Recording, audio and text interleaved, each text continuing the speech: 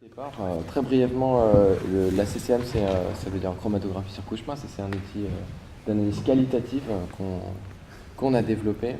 Et Synthèse, c'est le système d'identification nationale des toxiques et substances, qui est un dispositif de veille sanitaire et d'observation, qui est développé par l'Observatoire français des drogues et toxicomanies. On travaille en complément avec eux.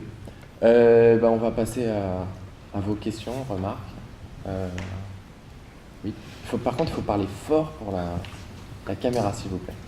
Audrey Spirinac de Lille. Moi, je voulais revenir sur notamment par rapport au local, les contraintes au niveau matériel et dans un local. Parce que je crois qu'il y a quelqu'un qui a parlé notamment d'avoir l'aération, etc. C'est aussi dans un camion. Donc, en gros, c'est quoi les obligations matérielles et environnementales pour pouvoir faire de la CCM? Alors, moi je suis arrivé, tout était déjà là, donc j'ai participé en rien à la construction du labo. Il y a Anne-Christine, on sait peut-être plus parce qu'elle a dû acheter la hotte et du matériel pour stocker les solvants. Et puis Olivier aussi avait acheté aussi tout le matos pour Médecins du Monde, donc c'est peut-être plus à même de répondre. Est-ce qu'Olivier est dans la salle? Non, il est parti. Tu peux peut-être expliquer un petit peu qu'est-ce que tu as mis en place? C'est un peu compliqué, en fait, il n'y a pas vraiment de réglementation dans la labo en Caru, donc il n'y a pas vraiment de texte, alors est-ce que c'est pas trop quoi. Ouais, en gros, la difficulté, c'est qu'il n'y a aucune... un labo de chimie a des contraintes, a des normes, mais parce que c'est leur activité principale pour un CARUD, il n'y a rien qui définit exactement ce qu'on a besoin et ce qu'on n'a pas besoin. Et la chromato, on peut la faire soit dans des conditions de laboratoire, de façon très pro, avec un truc carrelé, une paillasse, etc., les hottes aspirantes, les doubles ventées, enfin, des trucs laboratoires. On peut tout aussi bien la faire sur un bout de table en milieu festif, avec des pots de peinture. La manip peut se faire aussi. Le truc, c'est de trouver un compromis acceptable entre dans quelle mesure est-ce que c'est vraiment trop à l'arrache et dans quelle mesure est-ce que les professionnels sont en sécurité. Donc nous, ce qu'on a fait, donc déjà d'avoir un local dédié vraiment au stockage et à la manipulation, avec une fenêtre. On n'a pas encore acheté de hotte, c'est un gros coût, donc voilà, on n'a pas encore financé la hotte. Un coffre pour stocker les solvants inflammables, corrosifs, parce que en fait, la principale contrainte, c'est que la chromato utilise des solvants qui sont potentiellement dangereux. Donc un lieu de stockage particulier. Comment ? Ouais, voilà. Nous, l'idée, c'était aussi, voilà, on va être implanté à Orléans, mais on aimerait bien aussi que la méthode puisse être déplacée dans toutes les villes dans lesquelles je travaille. Donc la mobilité, et puis aussi dans un cadre festif, on fait principalement le printemps de Bourges. Donc il fallait que ce soit aussi mobile. On s'est équipé toujours en conséquence pour pouvoir être transportable. Et alors, le fait qu'on utilise des solvants, mais dans petite quantité, toujours moins de 5 litres, on n'est pas dans les normes de transport de solvants que peuvent avoir les produits dangereux. Et donc du coup, on peut facilement transporter la chromatographie. En fait, après, on s'adapte. On s'adapte un petit peu en fonction. Les déchets aussi, c'est une gestion aussi des déchets, des solvants. Mais là, on est en des petites quantités, du coup, on n'est pas dans des normes que peuvent avoir des gros labos, mais c'est vrai c'est un peu à tâtons, quoi. Moi, si d'abord on n'a pas un gros labo, ça a été quand même fait, c'est un petit labo, je crois que le coût c'est à peu près 3 000 € d'investissement. Mais c'est vrai que l'idée avait été faite quand même, ça avait été réfléchi, il y avait eu Marie qui s'était bien penchée dessus pour pouvoir voir à peu près un point d'accès à l'eau, justement comme tu dis, une armoire où tu mets les solvants sous clé, et une aération, enfin toutes ces choses-là, mais de manière à ce que vraiment, s'il y a un contrôle, qu'on soit dans une norme, qu'en tout cas le professionnel qui soit au contact des solvants soit pas lui mis en danger et que du coup l'action puisse aussi dans une idée de pérenniser cette action-là, quoi. C'était plus qu'il n'y ait pas d'accident potentiel. Alors c'est vrai que comme tu l'as dit, le fait de manipuler cet outil sous-entend d'utiliser en tout cas aujourd'hui des solvants et des réactifs qui sont potentiellement dangereux. Ce qui justifie aussi l'emploi par un personnel qualifié qui connaît les gestes de base techniques de laboratoire.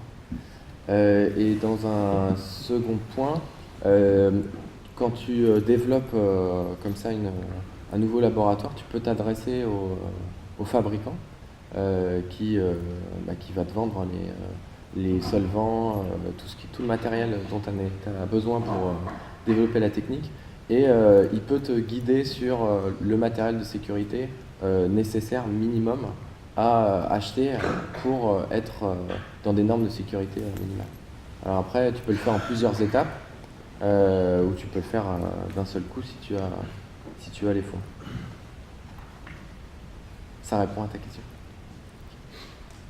Et du coup, sur la personne qui peut à un moment donné être amenée à réaliser l'analyse, il faut qu'elle soit pharmacienne ou laborantine, ou ça peut se faire avec les formations qui sont proposées avec la médecin du monde. Alors, Médecins du Monde ne forme pas en externe, puisqu'on n'est pas organisme de formation. En fait, on peut accompagner des organismes de formation à monter des formations. Aujourd'hui, il existe une formation sur comment utiliser l'outil analyse de drogue comme un outil de RDR auprès des usagers. Donc c'est comment mener un entretien, comment restituer un résultat, etc. Mais c'est pas comment manipuler. Voilà. Donc peut-être qu'un jour on le montrera avec l'expérience qu'ont acquis les personnes qui manipulent et puis qui se professionnalisent dans cette voilà. Aujourd'hui, elle n'est pas encore disponible. Et en tout cas, pour apporter une fiabilité certaine à un résultat, parce que c'est ça qu'on attend en fait quand on analyse un produit, c'est quand même une certaine fiabilité. On exige pour le moment, et on se met tous d'accord là-dessus, que les personnes qui manipulent ont dans leur formation commune de base les gestes de laboratoire et la manipulation de la chromato. Après, il reste quand même une spécialisation à acquérir sur l'adaptation de la chromato au champ des drogues. Et ça, c'est une autre compétence qu'il faut développer sur le terrain. Ça, peut-être que vous pouvez en dire un peu plus. Mais aujourd'hui, c'est vrai qu'on n'a pas formalisé encore une formation professionnelle spécifique là-dessus. Vous voulez dire 2 mots sur ça ou pas? Non, c'était très bien. Ok. Non, pour l'instant, la formation, moi, c'est Cevac qui m'a formé. Médecins du Monde est venu dans un appui technique méthodo au Printemps de Bourges, dans un milieu festif qu'on fait avec le groupement Addict au Centre. Et ils sont venus l'année dernière et cette année, et c'est là que j'ai transféré un peu toutes les compétences. Et puis moi, je suis allée voir de temps en temps Cevac assis à parole. Voilà, ça s'est fait un peu de manière informelle. Enfin, mais sachant qu'on en avait fait pendant nos études. Voilà, on avait quand même formé. La technique n'est pas très compliquée à la base, mais c'est la lecture en fait du résultat qui est plus compliquée. Donc on formalise ça, on est en cours de formalisation de cette étape-là pour pouvoir transférer l'utilisation de l'outil dans l'esprit dont on a l'habitude, avec laquelle on a l'habitude d'intervenir depuis 1999. Mais c'est aussi d'accompagner les partenaires au niveau technique à minima. Alors pour le moment, ça ne se fait pas dans le cadre d'une formation professionnelle encadrée, mais ça sera peut-être le cas à l'avenir. Oui, derrière toi, il y a une question. Juste et après, c'est toi. Est-ce qu'il est envisageable de passer à d'autres outils ou pour l'instant la CCM c'est ce qui se présente le mieux en rapport qualité-prix, praticité, manipulation? Ou est-ce qu'à terme on peut envisager, je sais pas, de la spectrographie de masse ou quelque chose du genre? J'ai aucune idée de ce que ça coûte, de ce que ça nécessite de mettre en place. Le prix d'une maison. Voilà, est-ce qu'on est dans un outil qui est pour l'instant le plus intermédiaire et le plus pratique possible? Alors, avant de faire de la spectrométrie de masse, il y a des méthodes moins coûteuses qui coûtent quelques milliers d'euros d'investissement en matos. Pour l'instant, personne ne le fait en RDR. C'est soit de la CCM, soit en Suisse ou en Espagne, ils ont de l'HPLC qui tourne et qui coûte 50 000 balles. Mais il y a aussi des méthodes à 5 000 euros. 50 000 euros d'investissement de base. Oui, après, il y a l'entretien. Après, il y a 3 000 euros pour faire tourner la machine par an. Donc, c'est... Au point de vue de la qualité de l'information que tu peux donner et du prix, du rapport, la chromatographie sur couche mince, c'est en bataille. Aujourd'hui, en tout cas. Donc, on s'est concerté l'année dernière quand le laboratoire qui nous fournit le matériel de chromatographie sur couche mince a décidé de passer à autre chose et arrêter de nous fournir avec leur matériel. Du coup, on s'est concerté avec les différents laboratoires qu'on a montés à Médecins du Monde pour dire, est-ce que, pour poser la question que tu viens de poser, est-ce que on continue sur la CCM ou est-ce que c'est pas le moment de changer, d'évoluer, de trouver une autre méthode? Et les différentes missions ont opté pour maintenir cet outil-là, donc pour des raisons de fiabilité, de pratique et puis du coût. Donc pour le moment, on est très axé là-dessus. Mais c'est aussi toute la pertinence d'utiliser cet outil au sein d'un dispositif existant et en partenariat avec d'autres outils qui existent déjà, s'inscrire dans un dispositif déjà existant pour, d'une part, répondre aux besoins de l'usager à minima le mieux qu'on puisse en termes de résultats d'analyse rapides, et puis d'autre part se situer aussi, le cas échéant, dans une démarche de veille sanitaire en partenariat avec d'autres labos. L'histoire n'est pas, le mieux, ce serait que chaque région devienne autonome avec un labo qui puisse proposer les analyses à d'autres structures, comme vous l'avez un peu tous dit, mais en lien quand même avec des dispositifs existants de veille sanitaire pour aussi participer à un dispositif global. Voilà. Il y avait une question devant, après une question là-bas. Oui.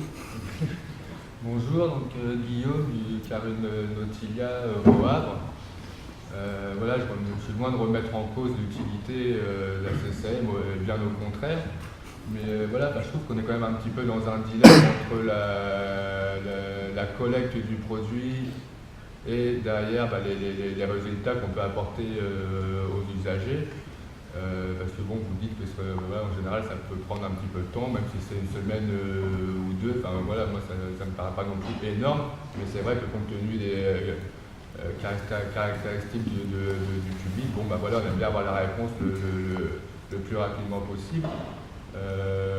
Moi à l'époque, l'année dernière, j'avais visité justement le carré de Sida Parole, et puis suite à cette visite, j'avais essayé de me mettre en contact avec Benoît à l'époque, et bon, c'était un petit peu difficile de pouvoir le contacter, justement parce qu'on avait un usager qui avait un petit doute sur un produit. Donc en gros, nous, dans notre carré, dans notre bureau, ça fait à peu près un an qu'on a un petit peu de rachachat qui traîne, et que voilà, que du coup je ne savais pas vraiment où pouvoir faire la demande pour pouvoir faire la chromato, faire une analyse, parce que l'usager en question nous l'avait demandé.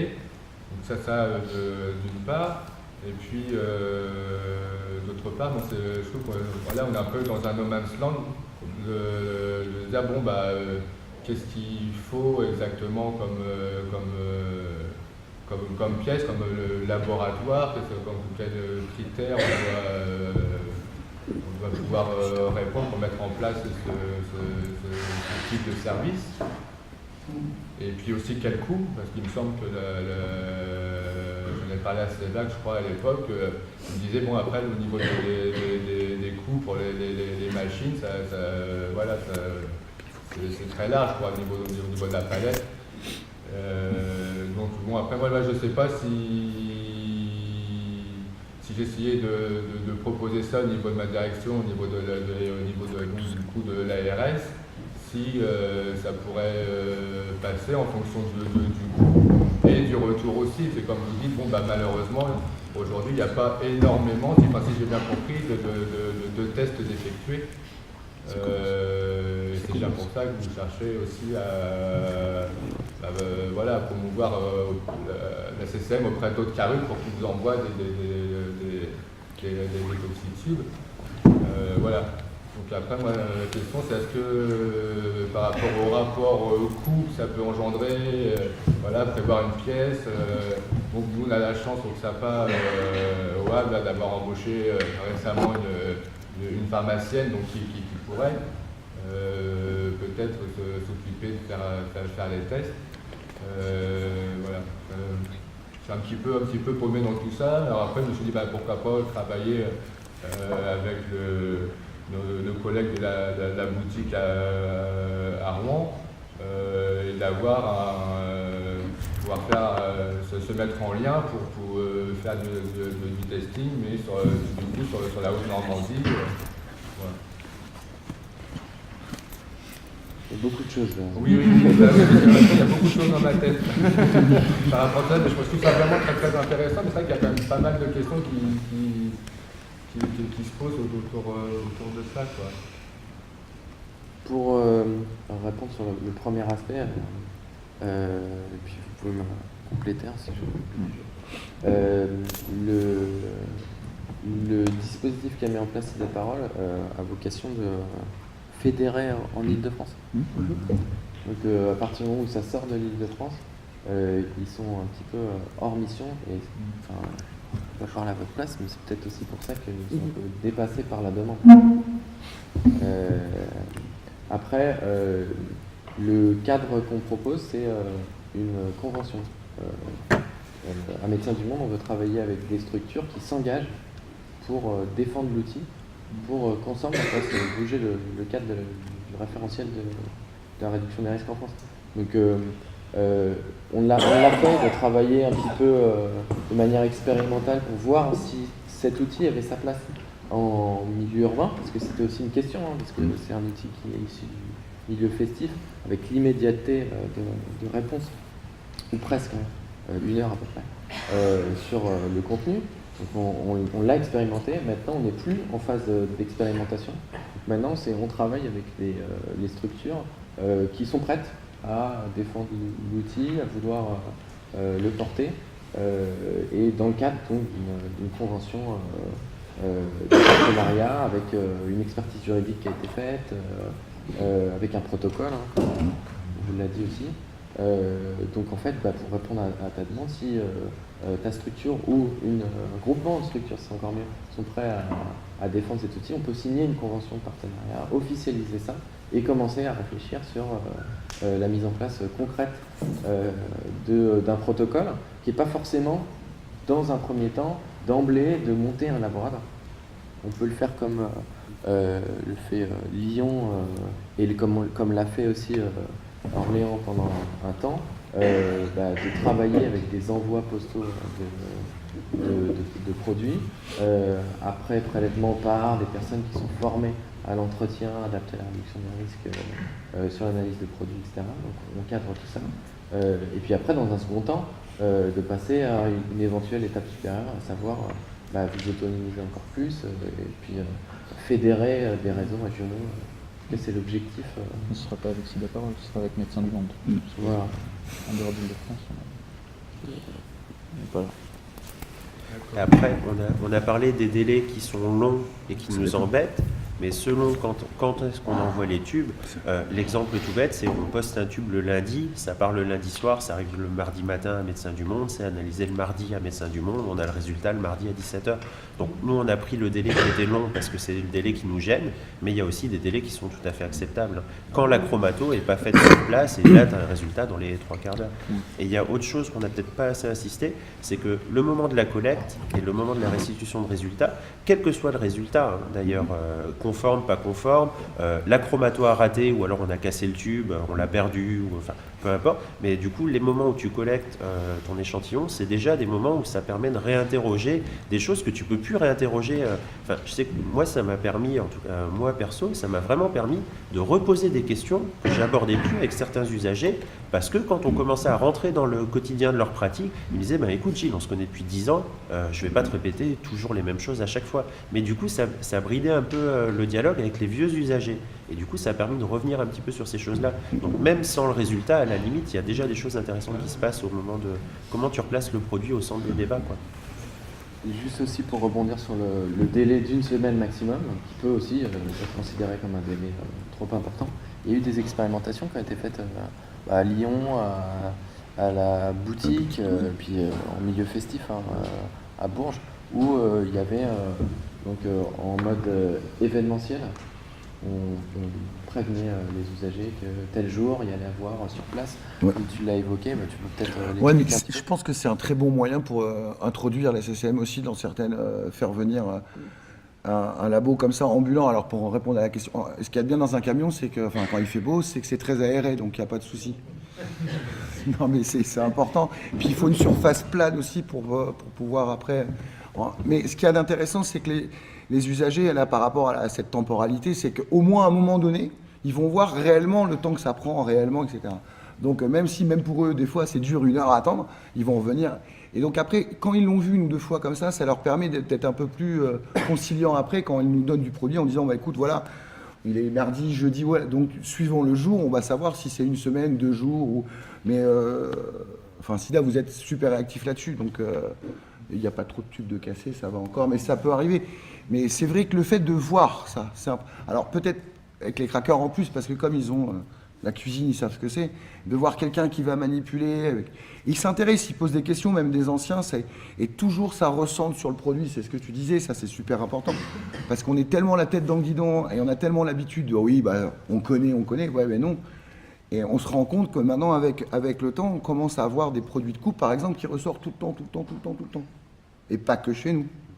Donc ça peut interroger aussi sur toute la cocaïne, etc. Parce que là, c'est la coke. Mais eux, surtout, ça les ressent sur leurs produits aussi. Parce qu'en fait, ils sont tellement dans leur consommation qu'ils savent même plus, entre guillemets, qu'elle est bonne ou elle est pas bonne. Parce que souvent, quand ils viennent nous voir en disant « Tiens, teste-moi, j'ai un doute, je suis pas bien », on se rend compte que, déjà, les produits de coupe, c'est quasiment les mêmes. Et puis quand on fait un synthèse derrière pour savoir vraiment, on se rend compte que c'est plutôt bon plutôt que pas bon. Donc ça aussi, ça permet dans le débat, après, de pouvoir, dans la discussion, replacer un petit peu la conso, quoi. Je veux juste finir, parce que moi, j'aimerais bien avoir accès au... Je sais plus qui disait, Gilles qui parlait qu'il y avait un protocole, voilà, comment on collecte, quel produit, avec qui, comment on donne le résultat, tout ça. Si on pouvait se mettre en contact pour que ça savoir un peu plus pour ce protocole. Alors, oui, pour ce qui est de vous montrer un petit peu, il n'y a pas de souci, on voit ça tout à l'heure. Après, vraiment, moi, ce que je t'invite à faire, c'est de prendre contact directement avec Greg, parce que finalement, notre protocole sur Orléans, il va s'adapter en fonction de l'équipe, de notre fonctionnement du CARU, de notre fonctionnement au niveau des maraudes, du festif, etc. Et finalement, ce qui est le plus intéressant, pour moi, enfin, avec le recul maintenant, c'est vraiment... alors, je m'engage pas pour toi, hein, tu vas pouvoir compléter, mais rapproche-toi de Greg, il va faire ça très bien, il va vous aider à mettre les choses en place, il va te proposer une convention et vous pourrez utiliser l'outil, quoi. Et, tout est cadré en fait dans la convention. On a fait un modèle de convention aussi d'apparence au tout début, où on a établi un protocole, tout un cadre. Et après, avec les différentes structures, adapter le cadre en fonction de votre lieu de travail, quoi, et vos contraintes. Donc il suffit juste de protocoliser, et d'adapter ce cadre qui est proposé à votre cadre réel, concret, sur le terrain. Renaud. Oui, Renaud, moi je suis animateur CARU des Halles, CARU sur le quartier des Halles à Paris, de l'association Web. Donc, je pose une question, c'est pas non plus pour rentrer dans les détails techniques et tout ça, mais une contribution par rapport à un quelques années maintenant, mais public, en tout cas qui est un peu différent par pas mal d'aspects de public habituels qu'on rencontre dans nos CARU. C'est le milieu du slam, donc ça n'a rien à voir avec la malade, hein, c'est l'injection de nouvelles drogues de synthèse diverses et variées, livrées par courrier commandé par internet, de drogues de synthèse, des inhibants, des caténones essentiellement, dans le cadre de plans Q, dans un certain milieu gay, voilà. Avec plans partout, etc. Genre avec des pratiques assez hard. Après, les normes et compagnie, ça va pas bien, mais voilà. Et avec injection de drogue de synthèse. Donc, en fait, on commence, c'est un public où les rencontres et l'organisation des soirées, tout ça, des plans de consommation, se fait pas dans des clubs, dans des boîtes, etc. C'est dans le milieu privé et c'est des plans où c'est par internet, par réseaux sociaux, par machin. De même que l'achat et la commande, l'achat et la livraison, tout ça c'est par internet. Il n'y a pas de lieu de deal où l'intervenant du carré peut traîner avec son sac à dos pour rencontrer les gens. Donc en fait c'est pas aussi les réseaux sociaux. Bref, toujours est-il qu'on a réussi depuis 2 ans, 1 an et demi, 2 ans, petit à petit à avoir quelques dizaines, c'est pas énorme, mais quelques usagers slammers qui viennent nous voir, prendre des seringues, etc. et tout. Donc il y avait toute une partie du boulot sur les techniques d'injection, je ne vais pas rentrer dans les détails, mais voilà. Et puis après il y a la question de toutes ces drogues diverses et variées, ça change toutes les semaines, avec des noms, ça vient, on ne sait pas de quoi. Voilà. Et donc il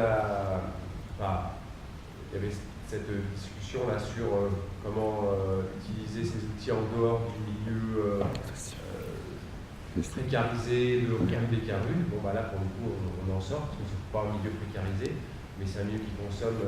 Et donc là l'idée étant d'arriver à utiliser, on n'a pas encore fait grand chose, hein, donc voilà, mais on va partager ça avec vous.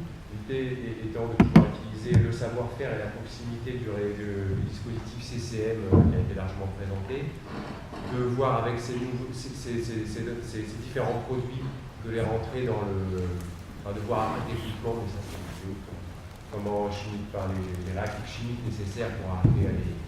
Et permettre un peu comme ça de référencer les différentes drogues qui tournent dans ce milieu-là, d'utiliser les slammers qu'on connaît qui sont intéressés à ce truc-là, qu'on puisse mettre à disposition par les réseaux par lesquels les gens se retrouvent pour consommer tout, c'est-à-dire les plans réseaux sociaux, internet, divers et variés, mais avoir comme ça un petit peu, voilà, c'est un moyen que les consommateurs puissent mieux connaître et appréhender les différents produits qu'ils consomment, et savoir des fois aussi, est-ce que entre le nom qui est annoncé sur le site internet, le cochon qui arrive à la maison, ce qui a marqué sur le cochon, il y a en général un logo chimique, mais des fois qui ne correspond pas au nom, enfin bon bref, voilà.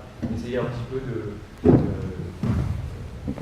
d'utiliser en tout cas les outils techniques qui sont à disposition pour permettre de proposer une information intéressante, une nouvelle aux consommateurs pour leur permettre de réduire les risques, et puis aussi de les impliquer dans le truc parce que il y en a en plus qui sont bien barrés dans leur délire, donc ils ont l'idée de participer à une espèce de référencement chimique, des trucs qui s'envoient, ça les fait délirer parce qu'ils adorent ça. Donc il y a vraiment, voilà, il y a possibilité de faire quelque chose d'assez intéressant, mais on en est encore au tout début, donc voilà. Est-ce que tu veux rajouter un mot sur justement cet aspect de référencement et d'implication des usagers dans c'est assez compliqué d'avoir une base de données à jour de toutes les drogues de synthèse qui tournent. Ouais, ça change tout le temps. Nous, on a commencé à les analyser par CCM, je parle pas de synthèse, parce que on a commencé à voir de la MXE vendue comme de la quai, de la coke synthétique, on a vendu tout un tas de drogues vendues comme étant de la MDMA, c'est comme ça qu'on a eu accès à ces drogues. Donc on les référence petit à petit. Aujourd'hui, par CCM, on s'est analysé 5-6, en France en tout cas, 5-6 nouvelles drogues de synthèse sur quelques centaines qui existent. Voilà. Donc on en est au balbutiement. Encore. Mais effectivement, comme tu l'as dit, ça ne fonctionne que parce que les usagers viennent contribuer au dispositif et à l'amélioration du dispositif. On sait reconnaître que ce qu'on a déjà identifié. On ne sait pas reconnaître un produit qu'on n'a jamais vu, forcément. Donc si on veut augmenter notre capacité à identifier des produits, ça passe que par l'implication des usagers à vouloir améliorer l'outil. Et donc tout naturellement en fait se crée donc une interaction avec les usagers pour faire évoluer l'outil de réduction des risques et la même. Ce qui est le cas pour d'autres outils de réduction des risques, mais là c'est de fait. Il y a une question là et après là. Oui, Nicolas, je travaille dans l'association ITAC qui gère un XAPA et un CARUL à Strasbourg. Je m'occupe entre autres des interventions de milieu festif. Alors je voulais juste réagir sur le fait qu'on parle aujourd'hui beaucoup de CCM, d'ailleurs depuis un moment je trouve, aussi de parler de spectrométrie, de coûts, de techniques, de délais, etc. Et moi j'ai le sentiment que depuis ces derniers temps on oublie un peu le marquis. la FPP. Alors malheureusement, on n'a plus le droit d'utiliser. Alors justement, est-ce qu'on n'est pas en train de l'oublier? Puis là encore, dans le cadre d'un dispositif global dont on parle avec synthèse et tout, voilà, je trouve que c'est dommage qu'on puisse utiliser cet outil. On est là réunis pendant ces 3 jours aussi pour parler de politique publique et comment essayer de faire changer les choses et tout. On parle de changer la politique des drogues, on parle de cercle de consommation, du débat autour de ça, mais je trouve que voilà, on a oublié de parler, de peut-être essayer de défendre et de remettre le test de Marquis au bout du jour. Je ne sais pas si les uns et les autres qui font du festif et autres l'utiliser quand même, et si à un moment il y a moyen de, je sais pas, de créer un groupe de réflexion pour essayer de plaidoyer auprès de la MINEGA ou j'en sais rien. Je ne sais pas si l'AFR a cette compétence-là, ou le festif ou autre. Voilà, je vais vous poser la question. Vous avez une expérience sur l'utilisation du marquis peut-être? Non, Alors, du tout. Moi j'ai une petite expérience du marquis dans ta structure, mais d'il y a 10 ans avec Patrick Gassman, on faisait du marquis. Le dispositif global d'analyse des drogues avec marquis en première intention, chromato possible également, et le dispositif synthèse qui est beaucoup plus précis, c'est sûr que ce serait le top. Alors après, malheureusement, le marquis, on ne peut plus l'utiliser. L'idée avec la chromato, c'est d'éviter qu'il nous arrive la même chose. D'où les précautions qu'on a pu prendre en termes de mise en place, en termes de protocolisation, en termes de formalisation, en termes de sécurité. Donc on est très très prudent de ce côté-là. Après, le marquis, les structures n'ont pas le droit de l'utiliser. Par contre, un usager lambda, si à titre privé, tu vas voir ton pharmacien sympa, en lui expliquant que le réactif de marquis c'est un mélange entre du formaldéhyde et puis je sais plus trop quoi, et en lui demandant de t'en préparer un petit peu, tu peux acheter du réactif de marquis en pharmacie si ton pharmacien a de quoi préparer. Il y a des kits qui se vendent aussi, il y a des kits tout faits. Il y a des kits qui se vendent, qui sont des outils intéressants, qui permettent d'avoir une réponse beaucoup plus rapide, mais par contre beaucoup moins fiable. Et sachant que la grosse question qui peut se poser, notamment sur le marquis qui servait vraiment à identifier des molécules qui étaient proches de l'AMD, c'est qu'aujourd'hui avec les RC, comment réagit tel RC quand tu lui balances une goutte de marquis? Objectivement, moi je ne sais pas.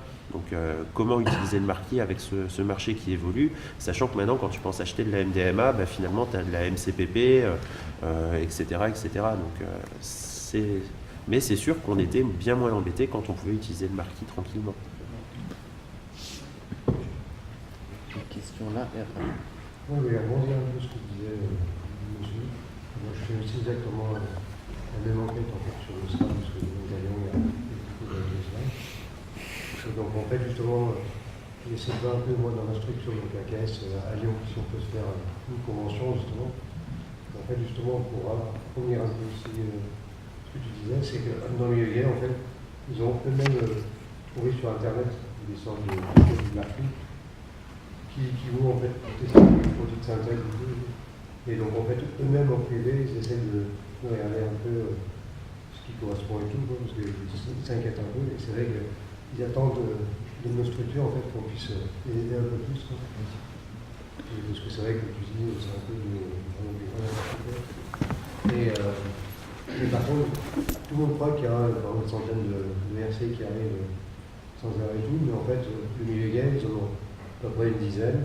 Il y a certains qui testent, parce que bon, ils font beaucoup de mélange. Et à un moment donné, ils essayent de voir ce qui leur va mieux, ce qui leur va bien. Certains, ils hésitent, ils en écartent, ils en regardent trop, ils en hésitent. Et en ce moment, à Lyon, il y en a 3-4 qui tournent. Par contre, c'est vrai que la variété, la pureté, elle varie. Bon, par contre, c'est vrai que moi, je vais vers ces consommateurs-là. J'essaie de savoir un peu, est-ce que ça vous intéresse d'avoir un CCR? Et c'est vrai qu'ils me disent, ok, ouais, pas de problème. Après, il faut se lancer. Et puis après, il faut avoir une personne de terrain. Voilà, une personne qui connaît un peu ce milieu-là pour voir ce qu'il y a. Moi, j'essaie de me faire impliquer dans certains de ce qu'on appelle la boîte à cul, des informations, pour qu'en fait ils prennent ces informations-là et qu'ils les amènent dans les partout, qui se fait aussi autour de nous. Parce que c'est vraiment un micro que tu vois, et s'il n'y a pas quelqu'un qui est impliqué dans le monde, il va s'infiltrer un peu, on n'y arrive pas du tout. Les équipes, c'est pareil. C'est vrai que c'est du grand n'importe quoi. Les freins, c'est à l'interne. Mais il y a une bonne dynamique qui est en train de se créer comme à Lyon, entre Pause Diabolo, Rupture et puis Keep Smiling. Ouais. Donc il y a autour de l'analyse de droit, il y a quelque chose qui, depuis plus d'un an. C'est ce que je disais hier, c'est que vous avez présenté donc, le système, mais c'est vrai que là, ça fait depuis quelques mois qu'on a présenté. Il y a 3-4 personnes qui sont intéressées. Ben, moi, je dis, allez-y, donc faut qu'on je crois que... Pardon, je crois que... Là, ça une petite remontée d'hier.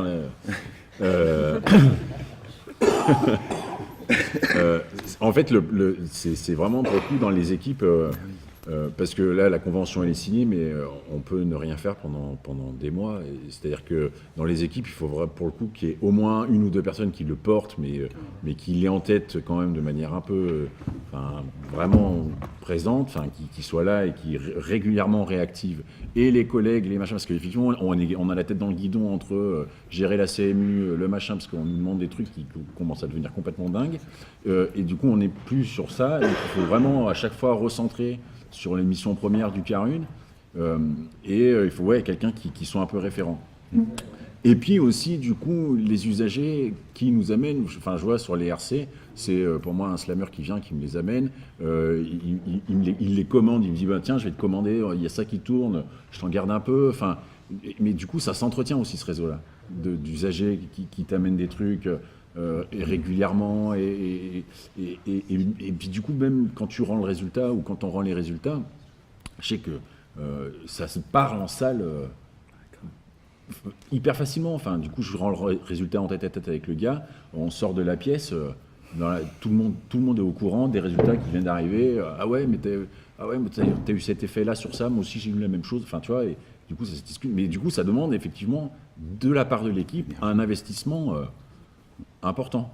Parce que le problème, c'est que dès que ça s'oublie, le quotidien reprend le dessus, quoi. Nous, juste pour continuer là-dessus, nous à Charonne, ce qu'on a mis en place, c'est parce qu'on sentait que s'il n'y avait qu'un seul référent, ça s'est soufflé au bout d'un moment. C'est que, mais c'est vrai que les freins sont en interne aussi, c'est de faire comprendre aux collègues, la CCM c'est quoi, à quoi ça sert, pourquoi on le fait, parce qu'il y en a qui ça va favoriser les dealers pour la qualité de la coke. Il y a plein de choses qui sont ressorties, quoi.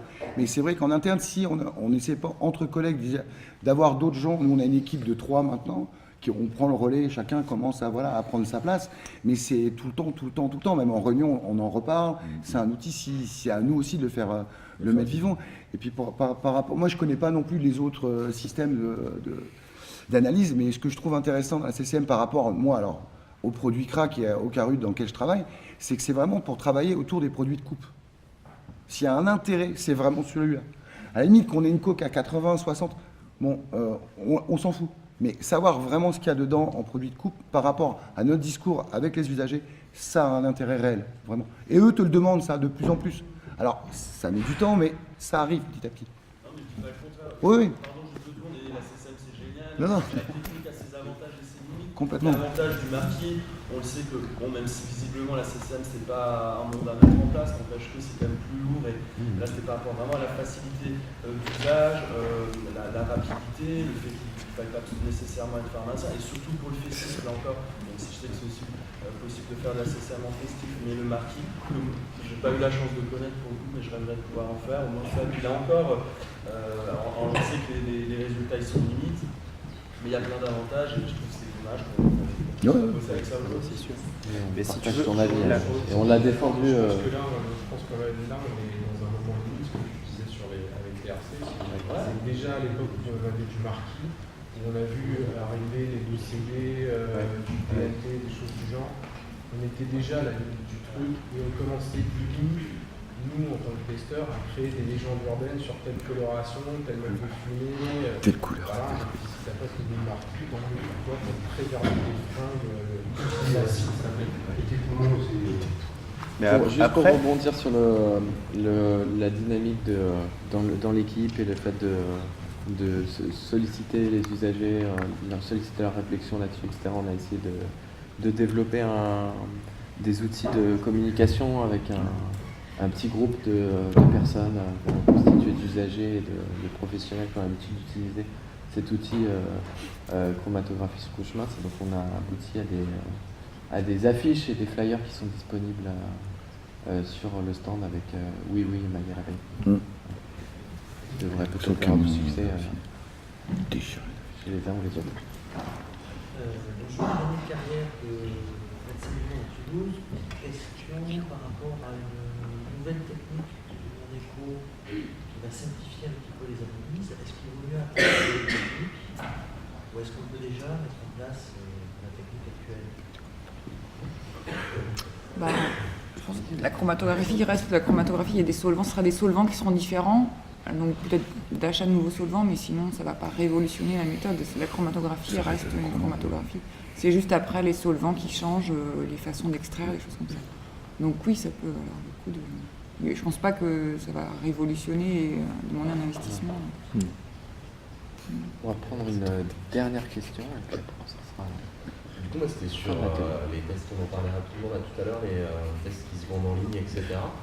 Des questions autour de qualifiabilité et de est-ce que ça peut pas être un outil aussi complémentaire à la CCM qu'on pourrait mettre en place dans les carnets comme on distribue du matos. Est-ce que vous ne pourrez pas imaginer distribuer ces choses-là? Ce que vous disiez, c'est qu'a priori, nous on ne peut pas faire de marquis, mais les personnes peuvent en faire chez elles. Est-ce que ces outils-là ne peuvent pas être aussi des outils de réduction des risques qu'on pourrait distribuer en parallèle de cet aspect-là? Moi, je peux répondre, mais... Tu vas essayer. Ça fait le lien, si tu veux, avec le propos sur le marquis. Pour revenir 2 petites secondes sur le marquis, l'intérêt du réactif de marquis, c'était pas tant le résultat qui était finalement imprécis et puis qui pouvait être complètement faussé. C'est-à-dire ton marquis, tu le gardais au soleil dans le coffre de ton camion pendant 3 jours de Technival, le 4e jour, il n'y a plus rien qui réagissait parce que ton truc s'est dégradé. Ce qui était intéressant sur le marquis, c'est qu'on rencontrait des usagers en amont de la consommation en leur disant « tu ne sais pas ce qu'il y a dans ton cacheton, on va te donner un résultat qui sera présomptif, on peut supposer que, mais sans en être sûr à 100%. Maintenant, dans l'inconnu, qu'est-ce que tu vas faire? Qu'est-ce que tu vas mettre en place comme verrou, comme borne pour t'assurer que ta consommation va bien se passer? Ça, c'est vraiment le travail qui était intéressant avec le marquis. Et ça, c'est un travail que tu as au moment de la collecte et que tu fais au moment de la collecte en chromato. Après, sur les autotests, moi, la question que je me pose, c'est un autotest, quelle est sa fiabilité? Quelle est la valeur du résultat si tu n'as personne pour l'expliquer, pour le comprendre? Enfin, tu vois qu'un mec qui soit sur Psychonaute trouve un autotest et un autotest qui lui permet de lire un résultat, qui va comprendre, qui va assimiler, et il va être en capacité tout seul, parce qu'il s'est tapé un certain nombre de forums, qu'il a croisé des infos avec d'autres, qu'il a une grosse expérience, et qui va être capable d'adopter des mesures qui vont lui permettre de faire en sorte que ça se passe bien, puis d'être dans une logique de réduction des risques par rapport à son usage. Il n'y a pas de souci. Maintenant, donner un autotest à à un petit jeune qui va pas savoir ce que c'est qu'un exta, qui va être dans une première consommation, je me dis attention aussi à comment est-ce qu'on peut... et encore une fois, c'est toujours pareil. Hein, si un outil est utilisé correctement, intelligemment et pour ce qu'il est, c'est-à-dire un support à discussion, ça peut être intéressant. Si un outil est utilisé comme une fin en soi, si on fait le parallèle avec le TROD, ce qui est intéressant, c'est pas de dire le TROD va être positif ou négatif. Ce qui est intéressant, c'est tout ce qu'il va y avoir autour. Et si tu réduis le TROD à une remise de résultats, et ben là, du coup, ça va être très compliqué et tu n'atteindras pas tes objectifs que tu peux te fixer. Donc, je pense que c'est plus comme ça que la réaction se fait, la réflexion doit se poser. Et du coup, ça, finalement, ça va être propre à chacun. Tu as des gens qui vont tout à fait s'y retrouver dans de l'autotest et d'autres pour qui ce sera beaucoup plus compliqué. Et ça, on peut pas, je suis pas sûr qu'on puisse vraiment dire oui, c'est bien ou non, c'est pas bien, quoi. Ok, c'est la fin du temps qu'on avait. Est-ce que vous voulez rajouter quelque chose là-dessus? Non? Merci. Ok, merci à tous d'avoir participé. Merci.